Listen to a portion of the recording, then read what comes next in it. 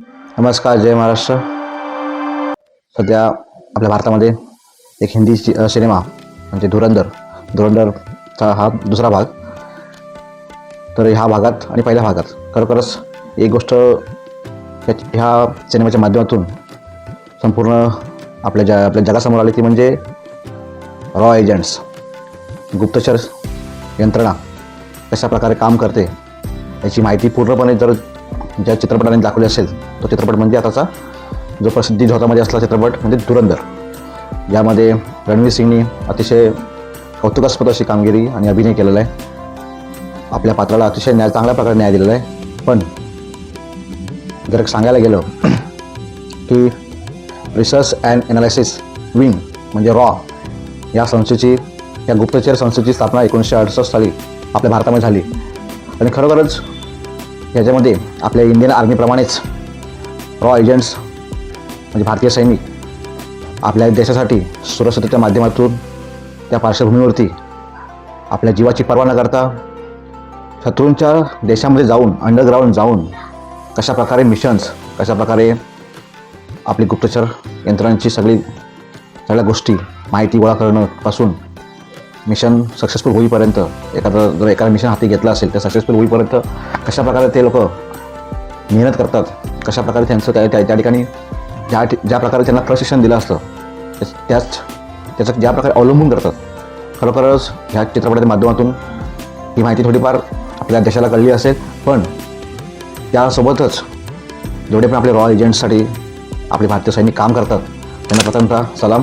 खरोखर आपली स्वतःची ओळख लपवून कायम आपल्या कुटुंबाच्या सोबत न राहणं, कुटुंबापासून दूर जाणं आणि फक्त स्वतःच्या हृदयामध्ये आणि डोक्यामध्ये एकच गोष्ट, ती म्हणजे भारत माताचा संरक्षण करणं, आपल्या देशाचं संरक्षण करणं, देशासाठी बलिदान देणं हे सोपं काम नाही आहे. हे काय कोणा सामान्य माणसाचं काम नाही. त्यासाठी तुमच्याकडे जिगरा असा लागतो, त्यासाठी तुमच्याकडे शौर्य असं लागतं आणि त्यासाठी तुमच्याकडे कणखर असं मन असं लागतं. आणि असे असंख्य शूरवीर त्यांचं बलिदान आपल्या भारतासाठी, आपल्या देशासाठी दिलेलं आहे.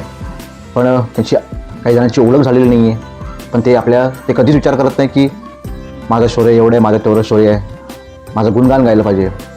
अशी असणारी ही यंत्रणा म्हणजे रॉ एजंट. खरोखर रॉचं कर्तृत्व आणि रॉची कामगिरी भारतासाठी आजपर्यंत खूप चांगल्या प्रकारे फायदेशीर ठरलेली आहे. जेव्हा भारताकडून, इंडियन आर्मीकडून म्हणा की आपल्या फौजेकडून जेव्हा मिशन हाती घेतलं तेव्हा त्यावेळी रॉ एजंटनी अतिशय अचूक कामगिरी बजावलेली आहे. कारण हीच शौर्य प्रती असणारी सर्व लोक, असणारे आपली सर्व सैनिक, शूरवीर, त्यांच्यामुळेच आज आपण सर्व भारतीय सुखरूपतेने आपण ज्या ठिकाणी राहतो ते फक्त आणि फक्त ह्या लोकांच्यामुळं, या शूरवीर लोकांच्यामुळं. त्यामुळे त्यांचं बलिदान हे आपलं कायम स्मरणातच राहिलं पाहिजे. असं त्यांचं योगदान असतं. अंडरग्राऊंड जाऊन, शत्रूंच्या देशामध्ये जाऊन त्यांच्यासोबत समतोल राखून तिकडचं वातावरण आत्मसात करणं, तिकडचा धर्म म्हणा, तिकडची परंपरा म्हणा, तिकडची रूढी म्हणा, तिकडची भाषा म्हणा, सर्वस्वी आत्मसात करून त्याच्यासोबत राहणं आणि भारताला एक प्रकारचं सहकार्य करणं हे एक साधं सोपं काम नाही आहे. खरोखरच वाखाणण्याजोगं असं काम आहे. आणि जे आपले शूरवीर ह्या मिशनमध्ये आहेत त्यांना आमचा खरोखर सलाम पुन्हा एकदा. जय हिंद, जय महाराष्ट्र.